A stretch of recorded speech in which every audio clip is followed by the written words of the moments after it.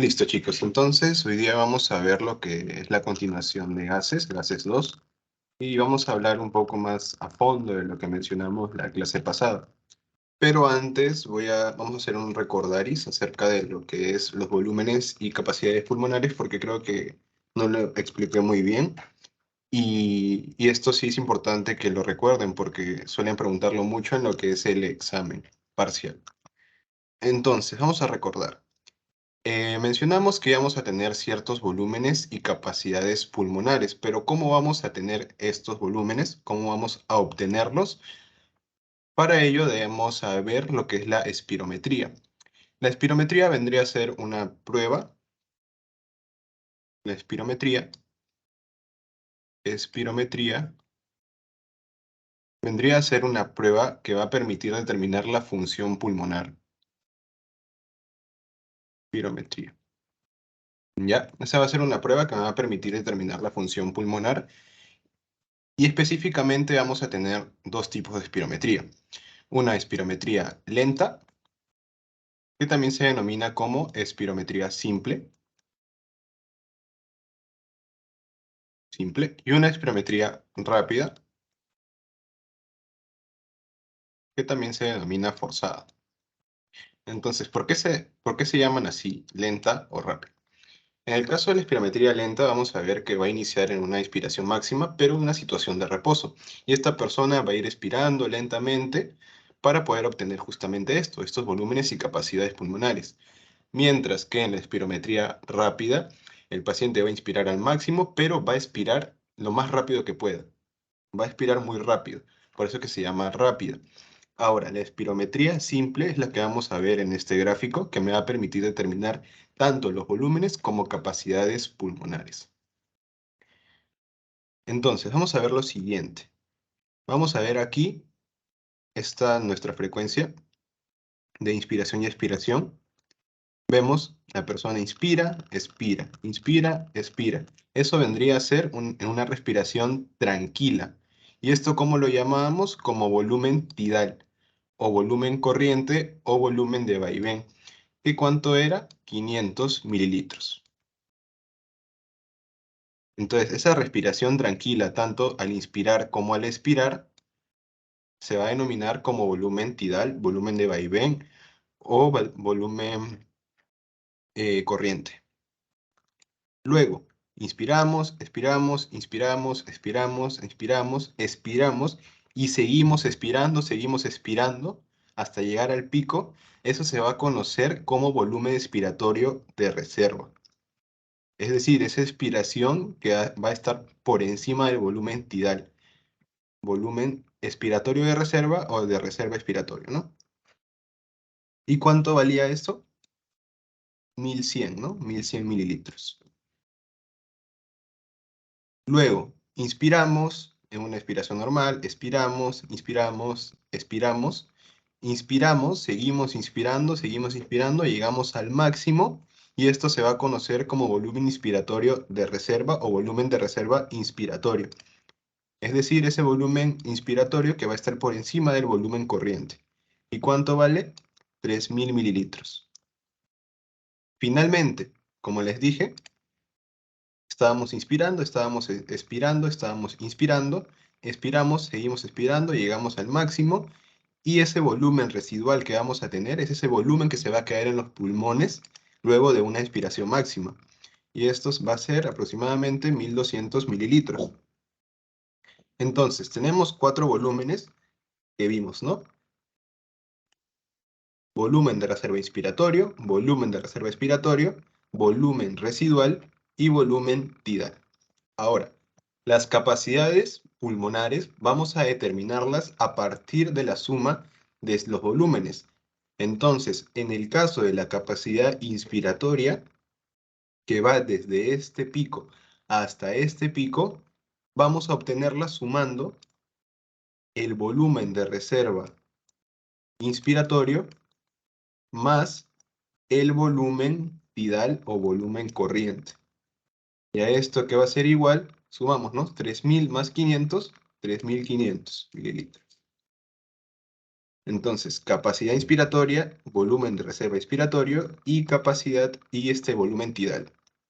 Luego tenemos lo que es la capacidad residual funcional, que va a ir desde aquí hasta aquí. Es decir, vamos a tener tanto al volumen de reserva expiratorio como el volumen residual. Por lo tanto, la capacidad residual funcional va a ser la suma entre el volumen de reserva expiratorio más el volumen residual. Por eso se llama capacidad residual funcional, ¿no?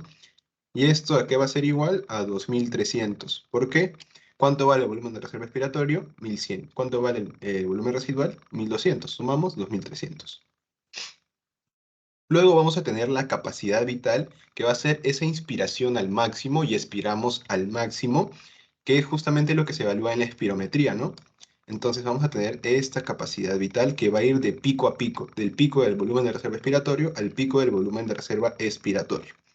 Entonces la capacidad vital va a ser la suma de el volumen de reserva inspiratorio más el volumen de reserva expiratorio más el volumen corriente o volumen tidal, ¿no?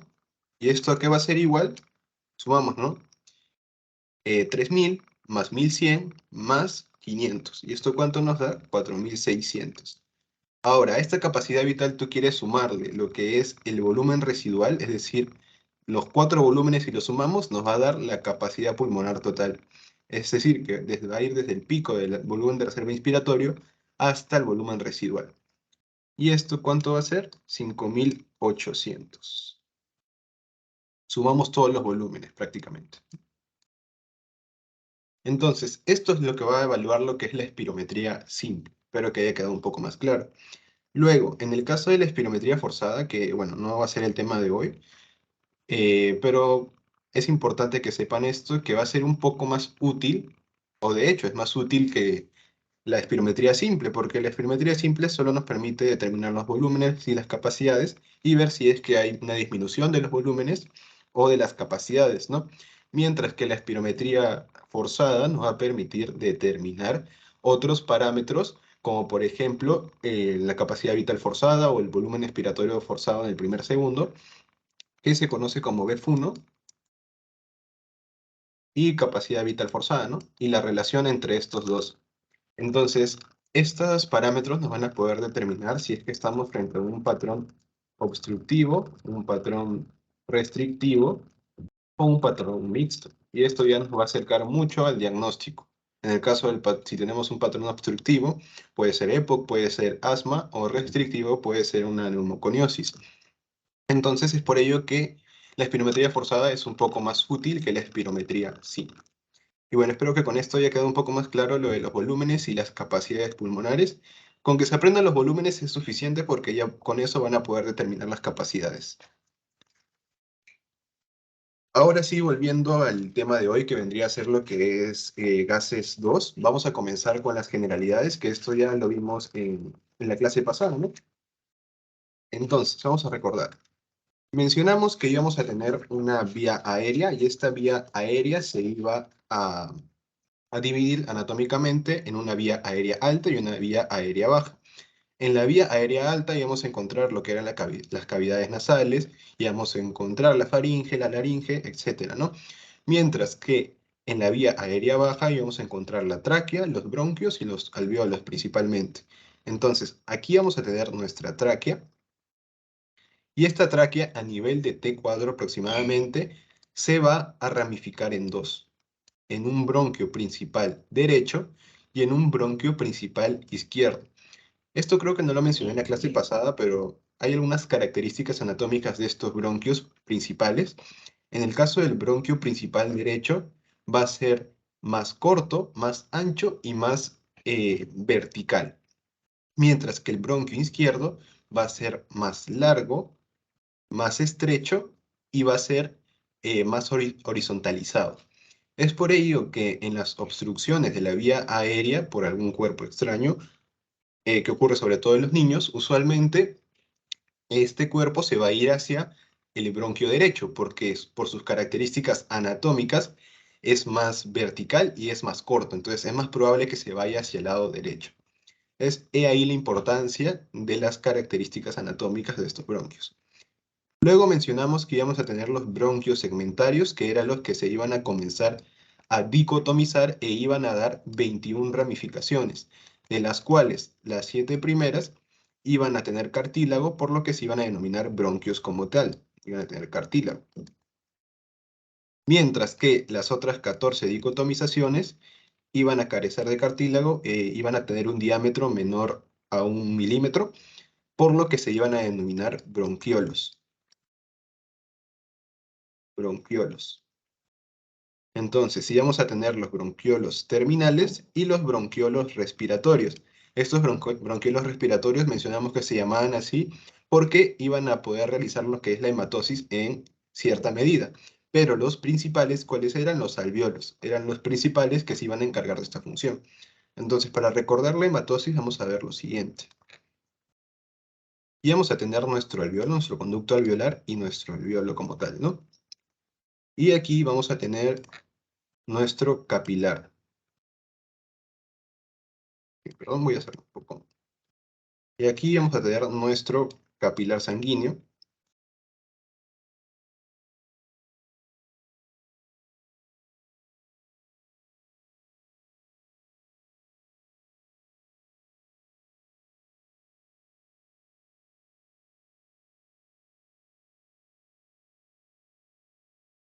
Listo. Entonces, ¿en qué consiste la hematosis? Nosotros cuando inspiramos vamos a tener lo que es el oxígeno, ¿no? Y los otros gases que mencionamos en la clase pasada, como el nitrógeno y el CO2. En este caso, el oxígeno va a tener una presión a este nivel alveolar y el oxígeno también va a tener una presión aquí. En este caso, esta va a ser la sangre desoxigenada, ¿no? Entonces, el oxígeno va a pasar del alvéolo hacia el capilar. Por lo tanto, va a comenzar a oxigenar esta sangre que es escasa o pobre en oxígeno. Por eso es que hice esa distinción entre este color azul que representaría lo que es la sangre venosa y la sangre arterial. Entonces, conforme vaya difundiéndose el oxígeno, va a, va a oxigenar esta sangre. En cambio, el CO2 el CO2 va a pasar del capilar hacia el alvéolo para poder eliminarse a través de la expiración. Entonces, este cambio o esta difusión se denomina como hematosis. No se olvida, hematosis. Ahora, la difusión, ¿qué se definía como difusión? Era ese paso de un soluto a través de una membrana selectiva, en este caso la membrana respiratoria, que iba a ser determinada por una diferencia o gradiente de concentraciones. En este caso vamos a ver que en este medio va a haber mayor presión en el caso del oxígeno y en este medio va a haber menor presión, por eso el oxígeno va hacia el capilar. Por el contrario, en este medio que vendría a ser el capilar, el CO2 va a tener mayor presión y en el alvéolo va a tener menor presión. Por eso el CO2 se difunde hacia el alvéolo. ¿Alguna duda hasta ahí, chicos?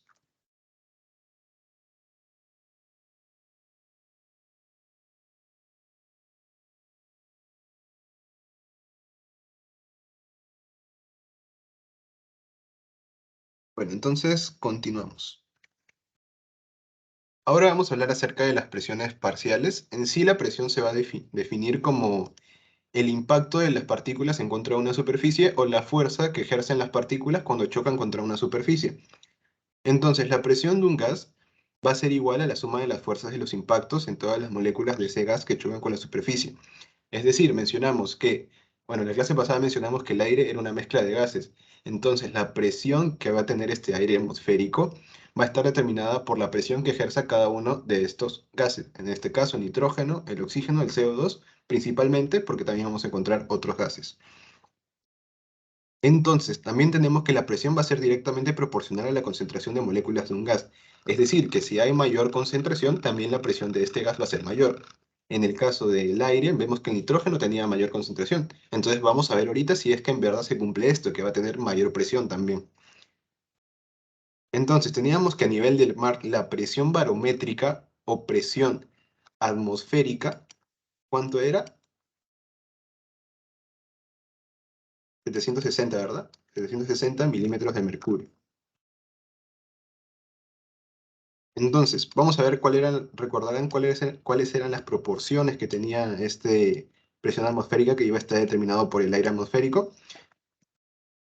Teníamos el nitrógeno, teníamos el oxígeno, teníamos el CO2 principalmente, porque sabemos que también vamos a tener otros tipos de gases, ¿no?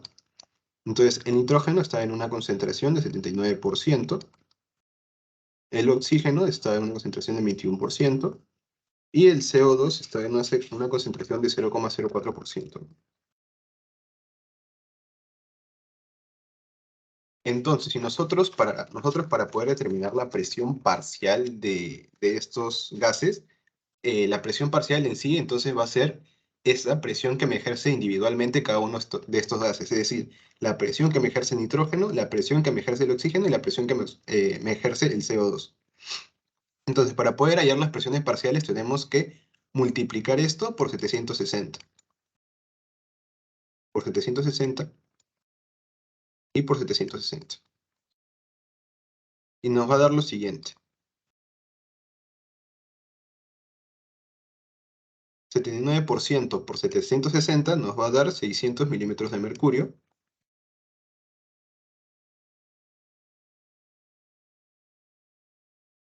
21% por 760 nos va a dar 160 milímetros de mercurio.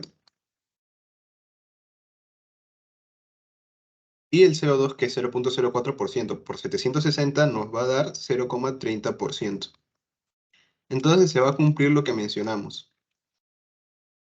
Nos dice, la presión de gas es igual a la suma de las fuerzas de todas las moléculas, es decir, a las presiones parciales. Sumamos todo y nos va a dar 600 más 160, 760, más 0,30, 760,30, ¿no?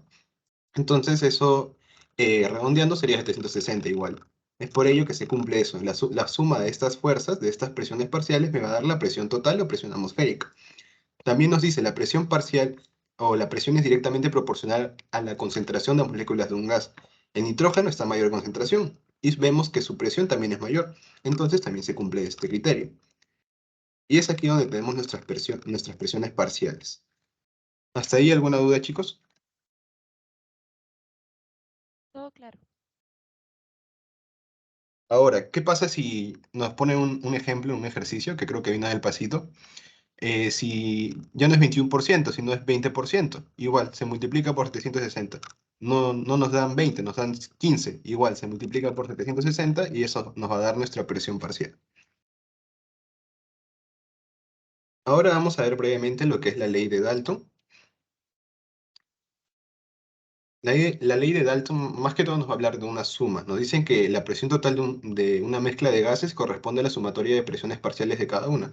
Justamente lo que vimos en la diapositiva anterior.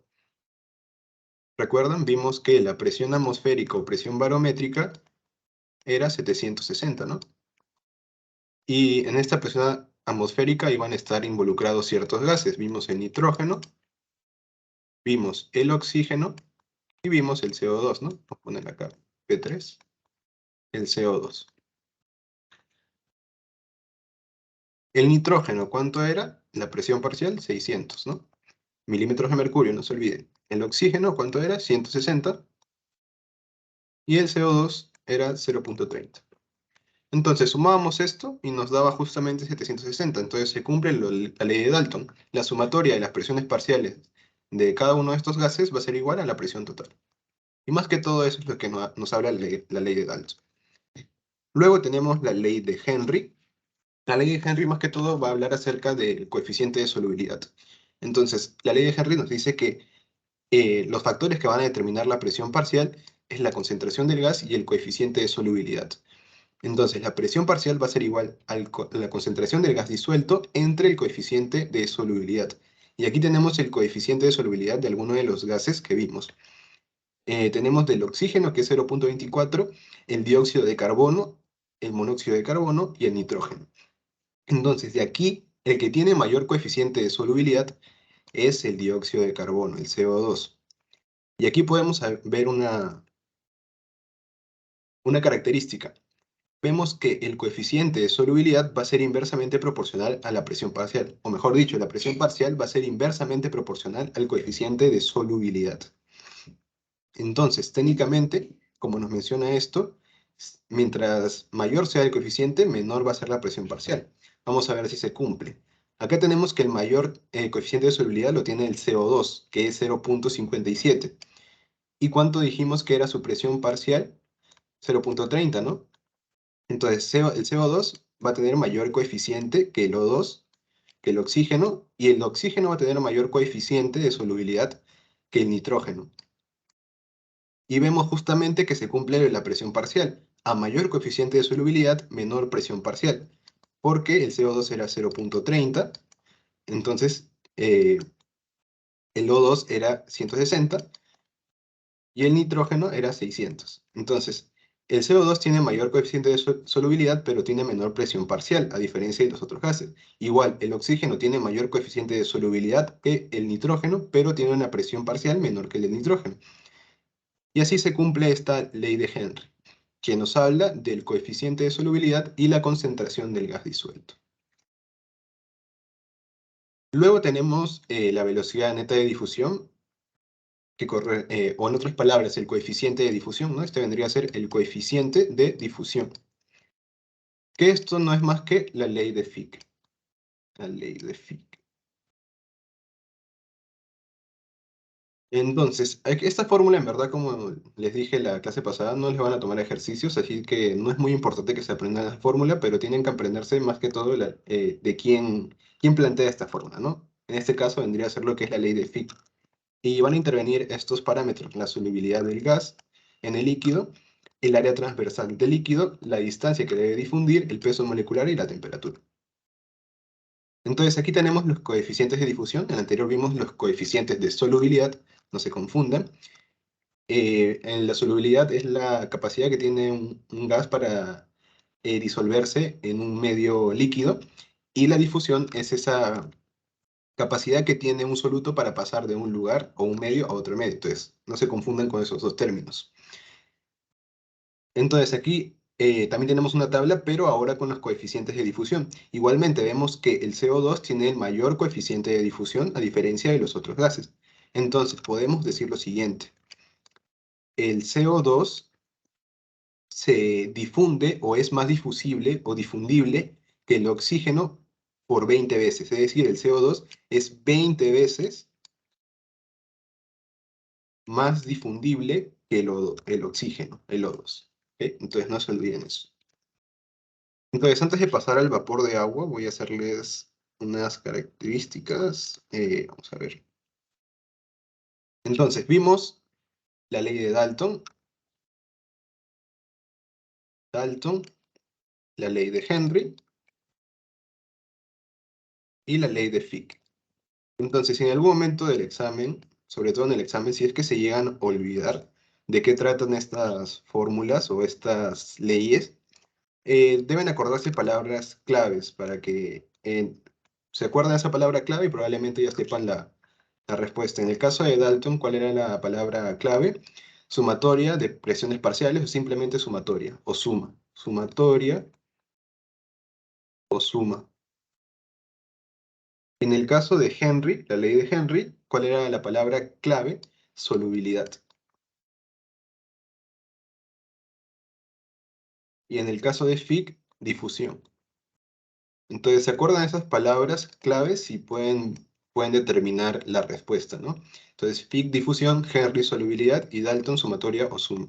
Y también vamos a tener otra ley, que es la ley de Boyle, que ya la veremos más adelante. Entonces, ahora sí vamos a pasar a lo que es la presión de vapor.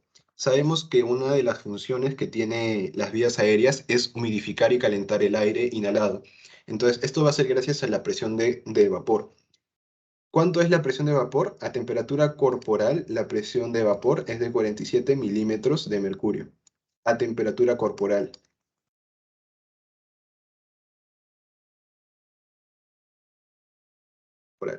Yo siempre lo pregunto. Temperatura corporal, la presión de vapor o vapor de agua es de 47 milímetros de mercurio. Ahora, un dato importante es que la temperatura va a ser inversamente proporcional a la presión de vapor. ¿Por qué? Es decir, a medida que aumenta la temperatura, va a aumentar la presión de vapor. Por lo tanto, aquí tenemos un ejemplo. Cuando podemos servir algo, agua por ejemplo, cuando ya está hirviendo este agua, la tapa usualmente comienza a moverse. Entonces comienza a moverse porque ha aumentado la presión de vapor. Más que todo eso. Entonces, presión de vapor, tienen que saber, humidifica el aire y es 47 milímetros de mercurio, temperatura corporal. Esas dos características deben llevarse de esta diapositiva. Humidificar el aire y 47 milímetros de mercurio. Entonces aquí vamos a tener una tabla donde tenemos las presiones de los gases principales, que es el nitrógeno, el oxígeno y el CO2, y bueno, la presión de vapor. Luego, el aire atmosférico, justamente, bueno, son valores similares a los que vimos, en este caso no es 600, pero está muy cerca de 600, ¿no? Es como redondeando, que era el nitrógeno. Tenemos el oxígeno y el CO2. Eso es lo que vimos. Luego, en el aire humidificado vemos que se cambian estas presiones. ¿Por qué? Porque aquí vamos a tener lo que es la presión de vapor. Entonces, si cambia esta presión de vapor, debe haber una disminución de las otras presiones. En este caso, hay una disminución del nitrógeno en 560 a 563 y una disminución del oxígeno. Pero el O2, el CO2 se mantiene constante. Ahora, ¿qué pasa en el aire alveolar? Esto también va a cambiar. ¿Por qué? Porque dijimos en la clase pasada, o mencioné en la clase pasada, que el espacio muerto era el volumen de aire que se quedaba en las vías aéreas. Entonces, parte de este aire inhalado se va a quedar en las vías aéreas, justamente. ¿Cómo se llama ese tipo de espacio muerto? Espacio muerto anatómico, que no considerabas el alveolo, y el espacio muerto alveolar, ¿no? Que era ese aire que llegaba al alveolo, pero no realizaba hematosis. Entonces, como se va a quedar atrapado parte de ese aire, va a disminuir principalmente lo que es la presión de oxígeno. Entonces, disminuye la presión de oxígeno a 104 y para poder compensar, es decir, igualar esta presión, debe haber una disminución o un aumento, perdón, de las otras presiones. Entonces, en este caso va a aumentar lo que es el CO2 a 40 y va a aumentar también el nitrógeno a 569 para poder igualar esta presión de 760. Y con esto nos tenemos que quedar. Es importante que se aprendan estas presiones. Sobre todo del oxígeno y del CO2. Esas dos tienen que aprendérselas sí o sí. Y bueno, la de vapor también. Entonces, oxígeno 104, CO2 40 y vapor de agua 47 milímetros de mercurio todo, no se olviden. Entonces, vamos a ver la difusión del oxígeno. Les mencioné que era 104 milímetros de mercurio, pero creo que en su teoría lo ponen como 100 milímetros de mercurio. Entonces deben hacerle caso a su teoría, ¿no? Entonces, vamos a considerarlo como 100 en realidad. Entonces, al inicio de la clase les dije que la difusión era el paso de un soluto a través de una membrana selectiva, en este caso la membrana respiratoria, de un medio donde hay mayor concentración o mayor presión a menor presión. Entonces, aquí tenemos 104, bueno, 100, la presión alveolar de oxígeno. 100, y aquí tenemos 40 milímetros de mercurio. Por lo tanto, ¿dónde hay mayor presión? En este medio. ¿Dónde hay menor presión? En este medio. Por gradiente o diferencia de presiones, el paso del soluto debe ser de este medio, es decir, del alveolo, hacia el capilar. Por lo tanto, el oxígeno se va a difundir hacia el capilar. Y conforme se vaya difundiendo el oxígeno, va a ir pasando a oxigenarse esta sangre. Entonces ya no va a ser una sangre venosa, sino arterial. Es por ello que hacen esta distinción de colores, ¿no? Acá es azul representando la sangre venosa y acá roja representando la sangre arterial. Luego vamos a tener la difusión del dióxido de carbono, es decir, del CO2, que va a ser prácticamente lo mismo, ¿no? En este caso vamos a ver que el medio que tiene mayor presión van a ser los capilares, porque vemos que la presión es 45 milímetros de mercurio, mientras que en este medio vemos que la presión es de 40. Entonces, por lo tanto, aquí hay menor presión. Entonces, por diferencia o gradiente de presiones, el soluto o el gas, que es el CO2, va a pasar del medio donde hay mayor presión al medio donde hay menor presión. Entonces va a pasar hacia el alveolo para poder eliminarse a través de la expiración. Entonces vemos esta diferencia, ¿no? El oxígeno pasa del alveolo al capilar y el CO2 pasa del capilar al alveolo. ¿Hasta ahí, chicos, alguna duda?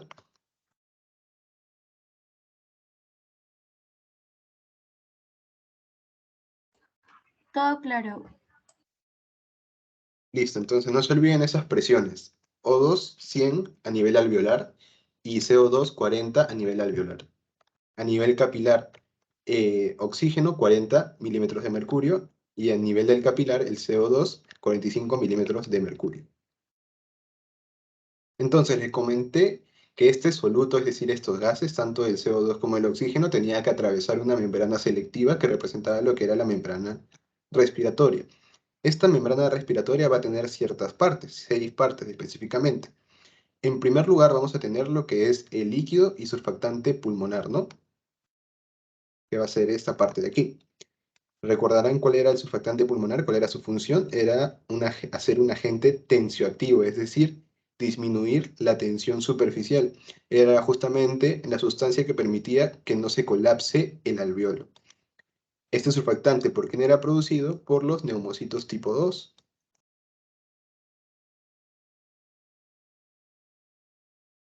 Tipo 2. ¿Y cuál era el fosfolípido más importante? El dipalmitoil fosfatidilcolina.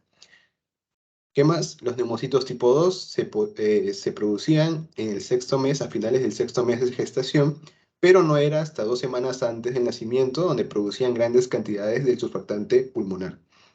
Entonces, ¿qué pasaba cuando el neonato nacía prematuramente? Entonces no iba a tener surfactante pulmonar, ¿no? No iba a tener mucho, no tanto surfactante pulmonar, por lo tanto, su alveolo se iba a colapsar. ¿Qué pasaba con ese neonato? Iba a tener el síndrome de dificultad respiratoria neonatal. Y ahí la importancia del surfactante pulmonar, para que recuerden más que todo. Luego, como segunda parte de esta membrana respiratoria, vamos a tener a lo que es el epitelio alveolar. Está aquí. Que vendría a ser lo que es el epitelio alveolar. Luego vamos a tener la membrana basal epitelial. Esta de aquí. La membrana basal epitelial. Y entre la membrana basal epitelial y la membrana basal capilar, vamos a tener el espacio intersticial. Intersticial. Y aquí la membrana basal capilar. O membrana basal endotelial también le llaman. Y por último, aquí vamos a tener al endotelio. Al endotelio capilar. Entonces, este soluto, que vendría a ser el CO2 y el oxígeno, tienen que atravesar todo esto para poder difundirse. En el caso del oxígeno, volvemos a repetir, del alveolo al capilar, y en el caso del CO2, del capilar al alveolo. Entonces, ahora vemos lo que es la velocidad de difusión por la membrana respiratoria. Vamos a ver qué factores influyen.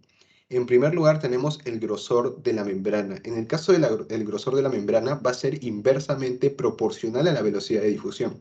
Es decir, que si aumenta mi grosor de la membrana, va a disminuir mi velocidad de difusión. Por ejemplo, aquí tenemos un alveolo y tenemos que la membrana respiratoria está normal, ¿no? Esta membrana está normal. Ahora, ¿qué pasa en el edema de pulmón o edema pulmonar? Va a haber un edema inflamatorio que va a engrosar esta membrana. Entonces vemos esta membrana engrosada. Si aumenta mi membrana, el grosor de mi membrana, va a disminuir mi velocidad de difusión. Por lo tanto, en el edema de pulmón disminuye mi velocidad de difusión. Luego, tenemos el área de superficie. En este caso, el área de superficie va a ser directamente proporcional a la velocidad de difusión. Es decir, que si disminuye mi área de superficie, también va a disminuir mi velocidad de difusión. ¿Y esto en qué situación va a ocurrir? Esto va a ocurrir en el enfisema. ¿Por qué? Aquí vamos a ver que los tabiques o paredes alveolares van a ser normales, ¿no? Aquí vemos normales con normalidad. Esto me va a permitir la hematosis, ¿no? Entonces, ¿qué va a pasar en los alveolos con enfisema? Vemos aquí que las paredes están siendo destruidas. Entonces va a haber una destrucción de las paredes alveolares. Por lo tanto, en el enfisema va a disminuir mi área de superficie y va a disminuir mi velocidad de difusión. Entonces, grosor de la membrana inversamente proporcional, área de superficie directamente proporcional. Luego vamos a tener el coeficiente de difusión que corresponde a la ley de Fick.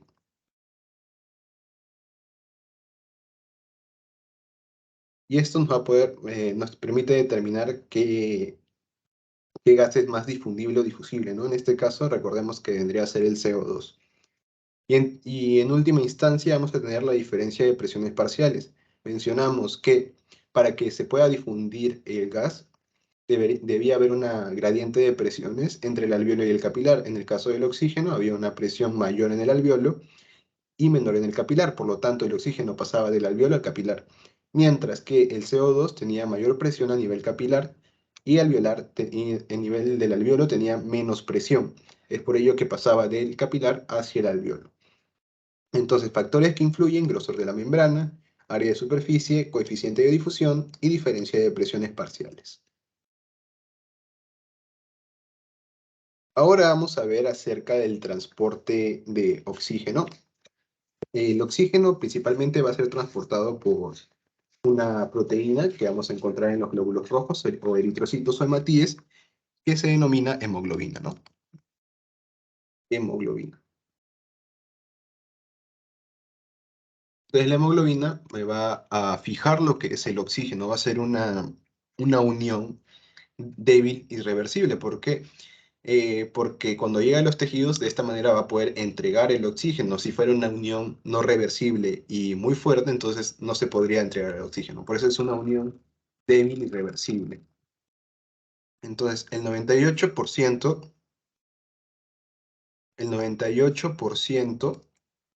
del oxígeno va a ser transportado a través de la hemoglobina, como mencionamos, mientras que el 2% va a transportarse disuelto en plasma. Disuelto en plasma.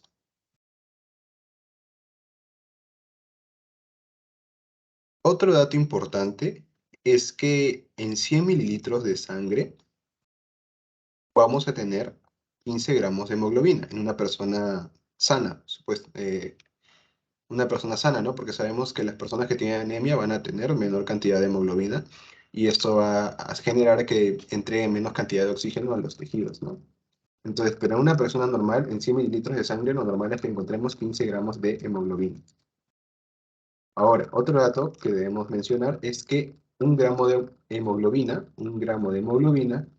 puede unir 1,34 mililitros de oxígeno, ¿ok? Mililitros de oxígeno. Entonces, en 100 mililitros de sangre, ¿cuántos de oxígeno se transporta? Debemos multiplicar 15 gramos de hemoglobina, que es lo que encontramos en 100 mililitros, por 1,34 de oxígeno, ¿no? Entonces, multiplicamos y nos da 20,1. Entonces, en 100 mililitros transportamos 20,1 mililitros de oxígeno. Pero lo que deben llevarse de aquí es que un gramo de hemoglobina transporta 1,34 mililitros de oxígeno. Eso deben aprendérselo sí o sí.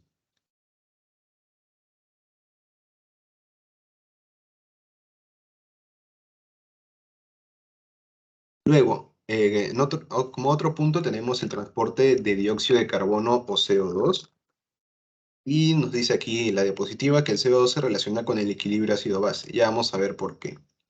Pero antes vamos a ver las formas en cómo se transporta el CO2. En el caso del CO2 se va a transportar de tres maneras.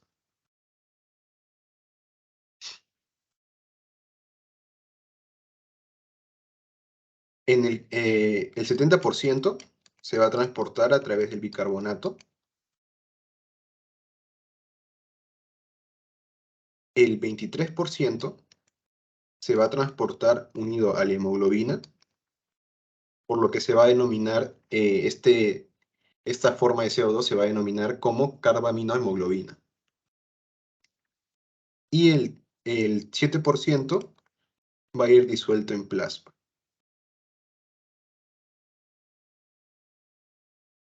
Entonces, si le preguntan la mayor cantidad de CO2, ¿de qué forma se transporta? Unido a bicarbonato. La segunda forma, unido a hemoglobina, formando el compuesto carbaminohemoglobina, y el 7% libre en plasma. Entonces, ahora sí vamos a ver por qué el CO2 interviene en el equilibrio ácido-base. Primero debemos saber o evaluar el pH.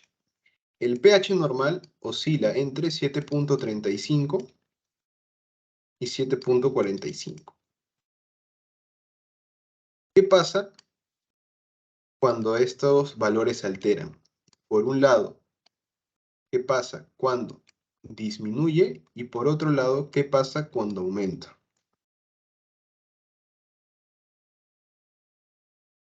Cuando disminuye, vamos a estar frente a un fenómeno de acidemia, no acidosis.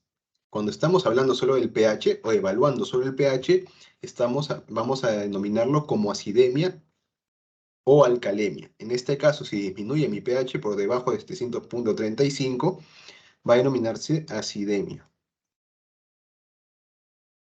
Y cuando esté por encima de este valor, es decir, mayor a 7.45, vamos a denominarlo como alcalemia.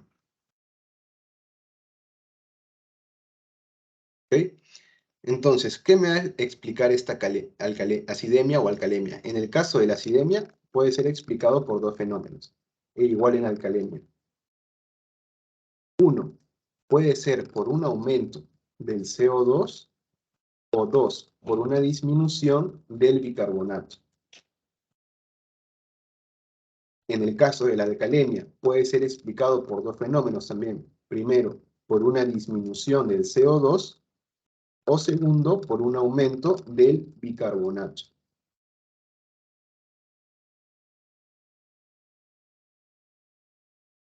Entonces, tenemos un paciente, vemos que su pH está por debajo de 7.35, puede ser 7.25, por ejemplo, entonces lo catalogamos como acidemia. Ahora, si este paciente tiene aumentado el CO2, vamos a estar frente a una acidosis, ahora sí lo denominamos como acidosis, pero respiratoria. Ahora, este paciente tiene disminuido el bicarbonato, entonces estamos frente a una acidosis también, pero ya no respiratoria, sino metabólica. Metabólica. Ahora, tenemos otro paciente, tiene un pH de 7.50, 7.53, por ejemplo, lo catalogamos como alcalemia, y si vemos que este paciente tiene el CO2 disminuido, entonces decimos que es una alcalosis respiratoria.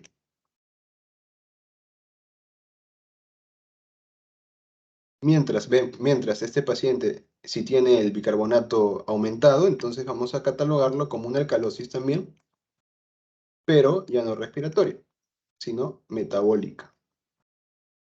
Y eso es lo que tienen que aprenderse el día de hoy.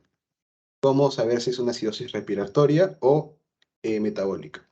Entonces, como vemos, el CO2 sí va a intervenir en el equilibrio ácido-base, pero principalmente en lo que es respiratorio. ¿Okay? Mientras el bicarbonato también va a intervenir en el equilibrio ácido-base, pero principalmente en lo que respecta al metabolismo, ¿no? Metabólico.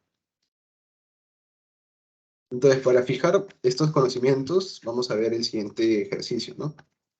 Tenemos un paciente que se le realiza un AGA, un análisis de gases arteriales, y tenemos los siguientes resultados.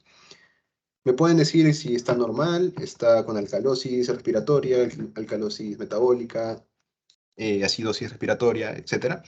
Para ayudarlos, voy a ponerles los valores normales, que no me olvidé de ponerlos. En el caso del CO2 es 35 a 45 milímetros de mercurio. En el caso del bicarbonato, ya voy a ponerlo mejor, ¿ya? 35 a 45. En el caso de bicarbonato es 24 más menos 2. Y en el caso del oxígeno es de 80 a 100 milímetros de mercurio. Entonces, ¿me pueden decir si es una acidosis, una alcalosis o si está normal? Si quieren pueden prender su micro, si no lo manda por el chat nomás.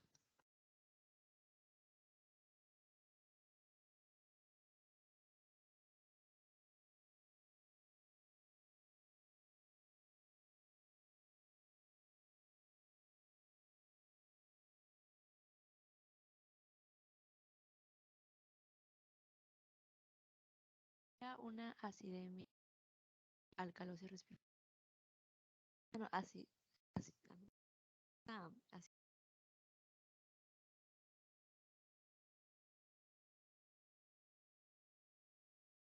¿Sería una acidosis metabólica?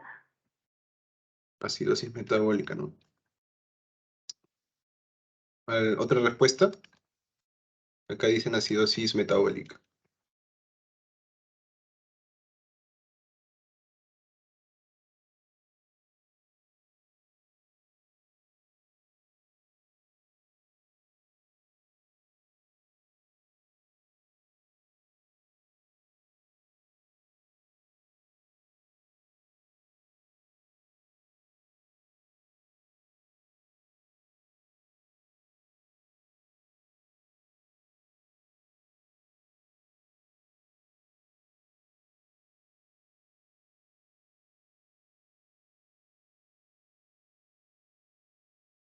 Bueno, entonces como no hay más respuestas, vamos a resolverlo. Entonces, primero lo que les dije, que teníamos que evaluar qué era el pH, ¿no? En este caso tenemos un pH de 7.25. ¿Esto está normal? ¿Está debajo o está por encima? Les dije que el valor normal era entre 7.35 y 7.45. Por lo tanto, este pH está disminuido. Mencionamos que si este pH está disminuido, ¿qué es lo catalogamos como acidemia? Acidemia. ¿Qué me explicaba esta acidemia? Por un lado teníamos que el CO2 tenía que estar aumentado. Este CO2 está aumentado, vemos que está disminuido, ¿no? Pero ¿cuál era el otro factor que me desencadenaba una acidemia? Era una disminución del bicarbonato. Y aquí vemos que está disminuido, ¿no? 16.8. Por lo tanto, este paciente va a tener una acidosis metabólica.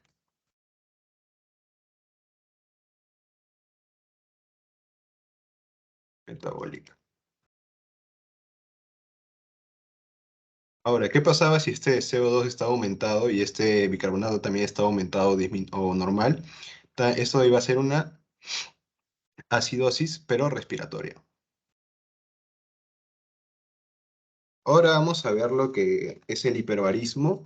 Como su nombre lo dice, hiper, aumento, y barismo, presión barométrica, ¿no? Entonces va a haber un aumento de la presión atmosférica o barométrica.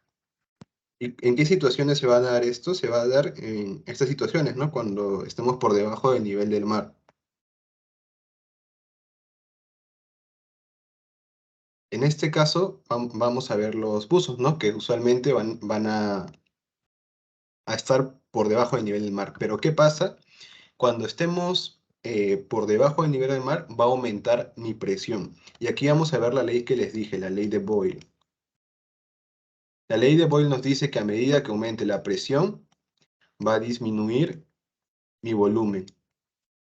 Entonces, cuando esta persona esté bajando, o se encuentre por debajo del nivel del mar, como en este caso el buzo, va a aumentar la presión. ¿Y qué va a pasar con el volumen? Disminuye. En este caso, el volumen que va a ocupar estos gases a nivel pulmonar va a disminuir. Es decir, que el pulmón va a tener menos volumen.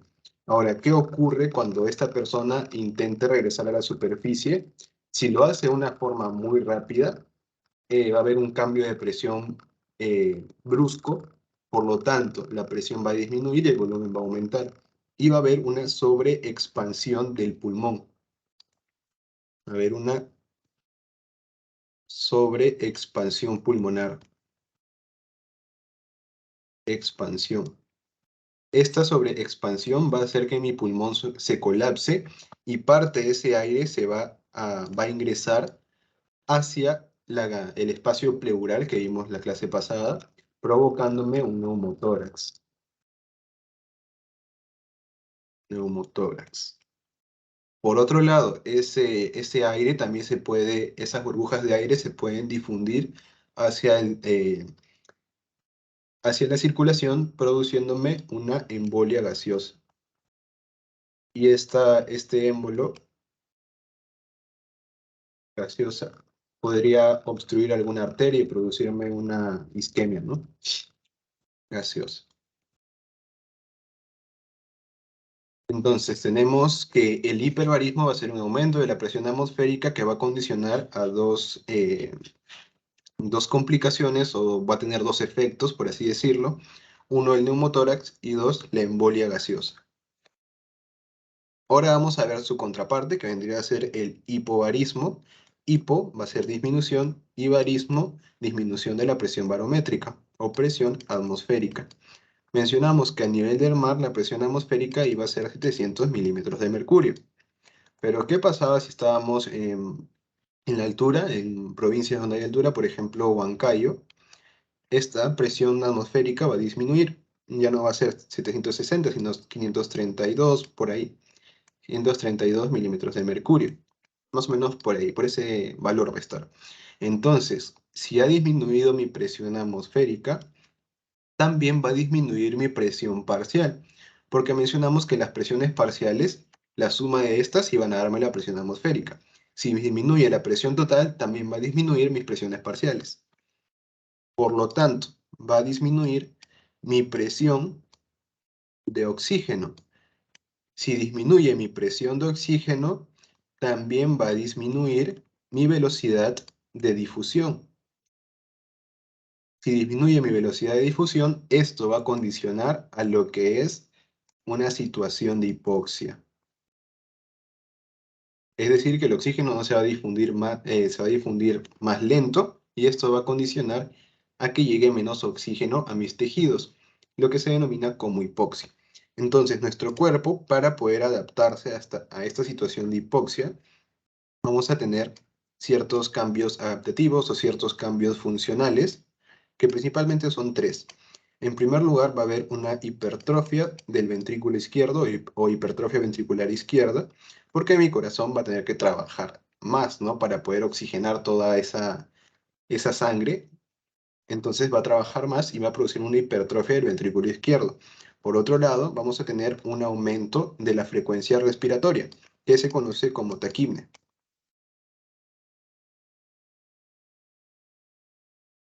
Y en tercer lugar, vamos a ver otro cambio funcional que se denomina poliglobulia. Poliglobulia. La poliglobulia vendría a ser un incremento de los eritrocitos o glóbulos rojos, ¿no? Entonces es por ello que las personas que viven en altura y luego van a Lima y se le toma se le evalúa su hemoglobina, vamos a ver que esta va a estar aumentada por encima de 15, como vimos, ¿no? Y esto va a ser normal, pero a los días ya se le normaliza. Entonces, en las personas que están en altura vamos a encontrar estos cambios principales: poliglobulia, hipertrofia ventricular izquierda y taquipnea. Y eso sería todo por hoy, chicos. No sé si tienen alguna duda. Todo claro, Bruno.